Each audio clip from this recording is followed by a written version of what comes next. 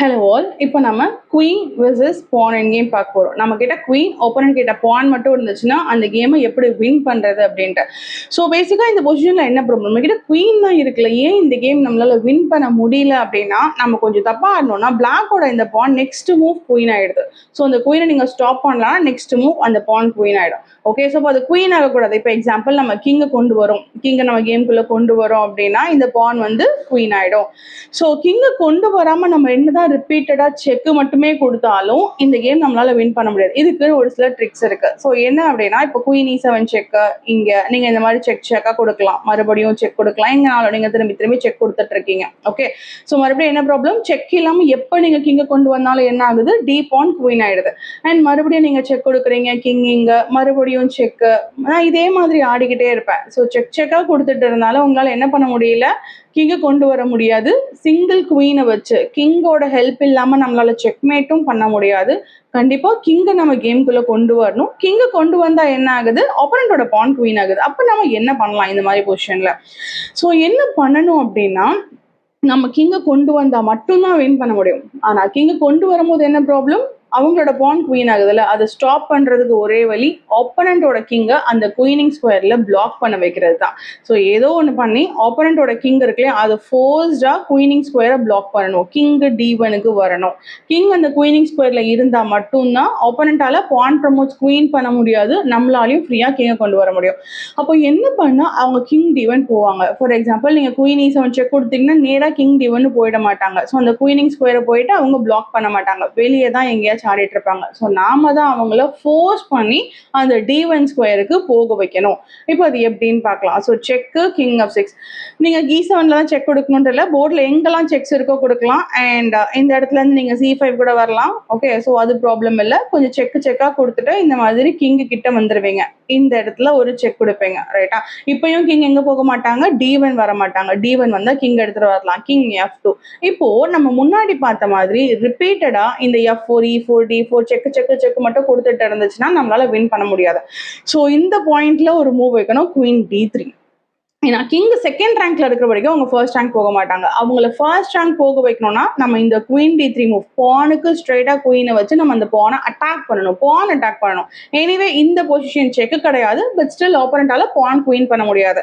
இந்த மூவ்க்கு அவங்க என்ன பண்ணி ஆகணும், கிங் எடுத்துட்டு பானை சப்போர்ட் பண்ணி தான் ஆகணும். ஸோ இப்போ செகண்ட் ரேங்க்ல இருந்த கிங்கை நம்ம இப்படிதான் ஃபர்ஸ்ட் ரேங்க்குக்கு போக வைக்க முடியும். இப்போ குயின் E3 செக். ஸோ இந்த பொசிஷன் குயின் E3 செக்குக்கு அவங்களால கிங் F1 வெளியே போக முடியாது. கிங் F1 போயிட்டாங்கன்னா D2 பாயிண்ட் ஸ்ட்ரெயிட்டா கிடைச்சிரும். அதுக்கப்புறம் குயின் வச்சு வின் பண்ணிக்கலாம். இப்போ அவங்க எங்க தான் போயாகணும், கிங் எடுத்துட்டு D1 ஸ்கொயர் தான் வந்தாகணும். அந்த குயினிங் ஸ்கொயரை அவங்க கிங்கு பிளாக் பண்ணி அடிச்சா இப்போ நாம KB7 கொண்டு வந்துக்கலாம். இப்போ அகைன் அவங்க என்ன பண்ணுவாங்க, கிங்கை வெளியே எடுப்பாங்க. C1லாம் எடுத்தாங்கன்னா நம்ம திரும்ப கிங் எக்ஸ்ட்ரா ஒரு மூவ் கொண்டு வந்துக்கலாம். ஏன்னா மறுபடியும் குயின் ஆகாது, அது பின்னு தான். ஸோ C1 வர மாட்டாங்க, C2 எடுப்பாங்க. ஐடியா பான் ப்ரொமோட்ஸ் குயின்.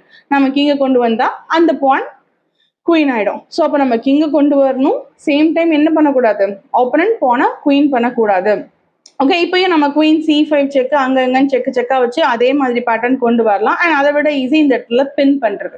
ஸோ பின் பண்ணும்போது அவங்களால குயின் பண்ண முடியாது, கரெக்டா? இப்போ king C1 forced, queen C4 check, king B2 forced, king B2 forced. இப்போ குயின் D3, குயின் D3 என்ன பண்றோம், நம்ம இந்த பான் அட்டாக் பண்றோம். இப்போ ஆப்போனண்ட்டுக்கு கிங் C1 ஃபோர்ஸ்டு, இப்போ குயின் C3 செக், அதே பேட்டர்ன். கிங் B1 போயிட்டா பான் போயிடும்.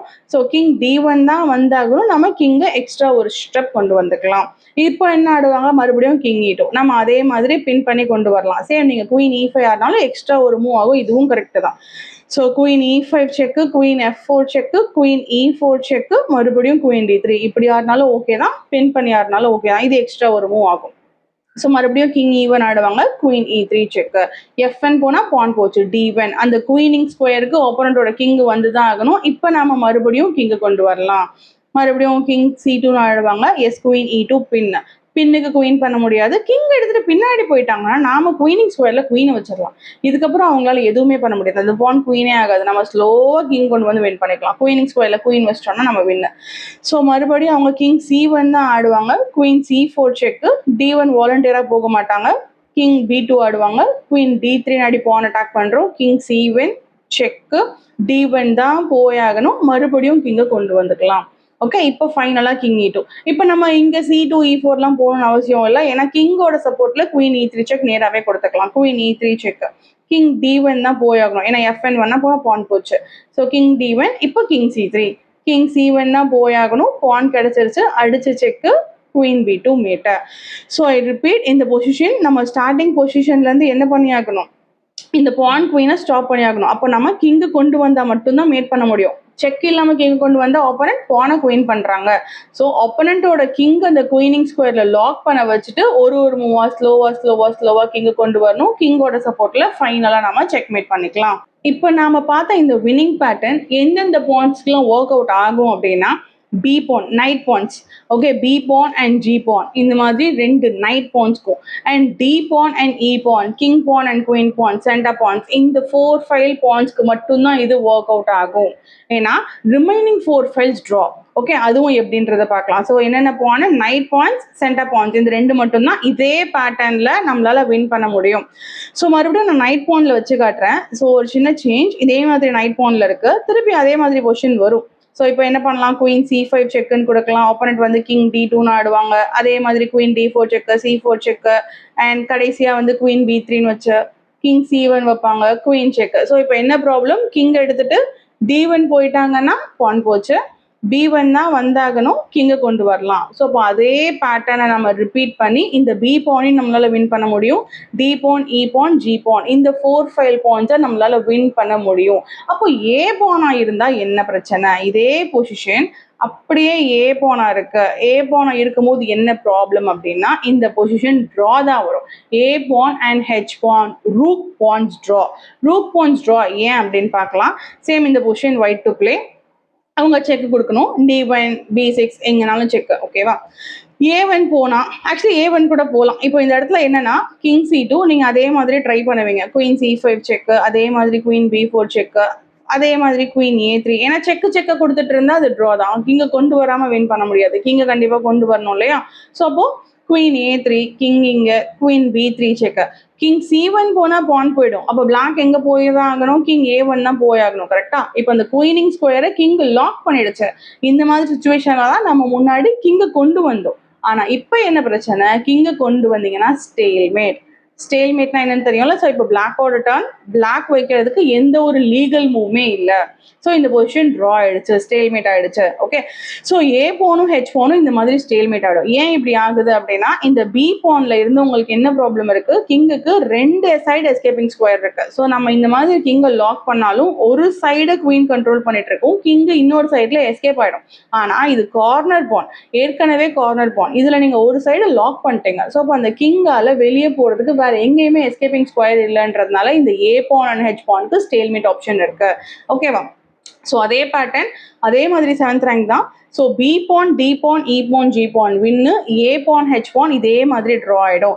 Same for H pawn. So அப்படியே ஹெச் பான் வைக்கிறேன், இதே மாதிரி ஹெச் பான், நீங்கள் திரும்ப இதே மாதிரி குயின் G3 செக்கு கொடுப்பீங்க. கிங் FN போன பான் போச்சு, பட் கிங் H1 உங்களால் எதுவுமே பண்ண முடியாது. கிங்கை கொண்டு வந்தீங்கன்னா ஸ்டேல்மேட், அண்ட் மறுபடியும் குயின் செக்குனா நீங்கள் செக்காக கொடுத்துட்டு இருக்க வேண்டியதான். வித்தவுட் சப்போர்ட் சிங்கிள் குயினை வச்சு செக்மேட் ஆகாது.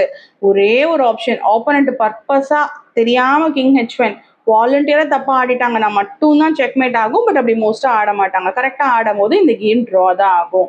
ஓகேவா. இப்போ இதெல்லாம் ஓகே. பிஷப் பான் எப்படி ட்ரா, பிஷப் பான் ஏன் ட்ரா, பிஷப் பான் அப்படின்றது C pawn and F pawn. So black கிட்ட இந்த மாதிரி எஃப் பான் இருக்கு, இல்லைனா சி பான் இருக்கு, இதெல்லாம் பிஷப் பான்ஸ், ரைட்டா. பிஷப் பான் ஏன் ட்ரா வருது, பிஷப் பான்ல ஏன் நம்மளால இதே மாதிரி பேட்டர்ன்ல வின் பண்ண முடியல. So first of all same concept, என்ன பண்ண முடியாது அவங்களால, வித்தவுட் கிங். ஸோ அந்த கிங்கோட சப்போர்ட் இல்லாமல் ஒயிட்டால இந்த கேம் வின் பண்ணவே முடியாது, கரெக்டாக. கிங்கோட சப்போர்ட் இல்லாமல் ஒயிட்டால இந்த கேம் வின் பண்ண முடியாது. அண்ட் செக் இல்லாமல் ஏதாச்சும் பண்ணாங்கன்னா ஒயிட் வந்து என்ன பண்ணிடும், பானை குவீன் பண்ணிடும். ஸோ இப்போ பான் குவீன் ஆகுது, நம்மளால கிங்கை கொண்டு வர முடியாது. அப்போ ஒயிட் என்ன பண்ணி ஆகணும், ரிப்பீட்டடாக செக்ஸ் கொடுத்து தான் ஆகணும். ஸோ எவ்வளவு லாங்ல இருந்தாலும் கிட்ட இருந்தாலும் ஃபைனலாக ஒரு பாயிண்ட்ல நீங்கள் இந்த மாதிரி குவீன் G4 செக்காக கொடுத்துட்டு இந்த பொசிஷன் வந்துடுவீங்க. Okay, so queen G4 check, king moves, queen H4 check, king moves, queen G4, இதே மாதிரி ரிப்பீட்டடாக செக் கொடுத்துட்டு இருந்தா கேம் என்ன ஆகிடும், ட்ரா தான் ஆகும். அப்போ ஃபைனலாக ஒரு பொசிஷன் குயின் F3, இந்த பானை அட்டாக் பண்ணுவோமா, கிங் G1 தான் வந்தாகணும், ரைட்டா? இப்போ குயின் G3 இதே மாதிரி வருவோமா? இப்போ அந்த கிங் F1 பிளாக் பண்ணாங்க அப்படின்னா நம்ம கிங் கொண்டு வரலாம். இதுதான் நம்ம D பானுக்கு பார்த்தோம். ஆனா F1ல என்ன பிரச்சனைனா பிளாக் பண்ண மாட்டாங்க. பிளாக் பண்ணாம தள்ளி போயிடுவாங்க. மற்ற எல்லா பானுக்கும் பானை சப்போர்ட் பண்ணாம கிங் தள்ளி போயிடுச்சு அப்படின்னா நம்ம பானை அடிச்சு வின் பண்ணிக்கலாம்.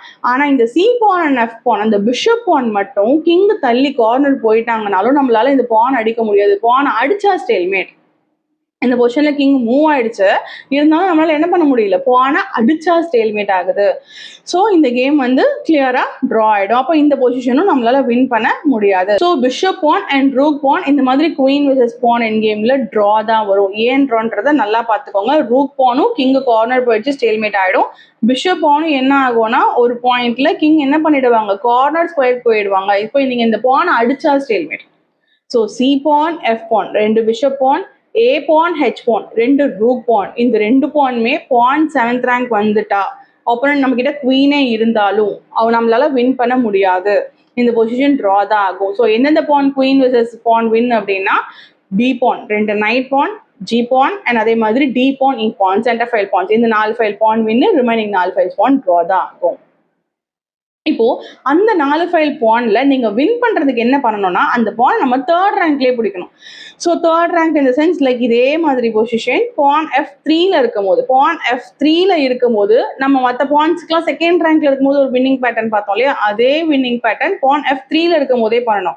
ஸோ எக்ஸாம்பிள் இந்த இடத்துல வந்து எங்கனாலும் இருக்கட்டும் குயின் செக்கு.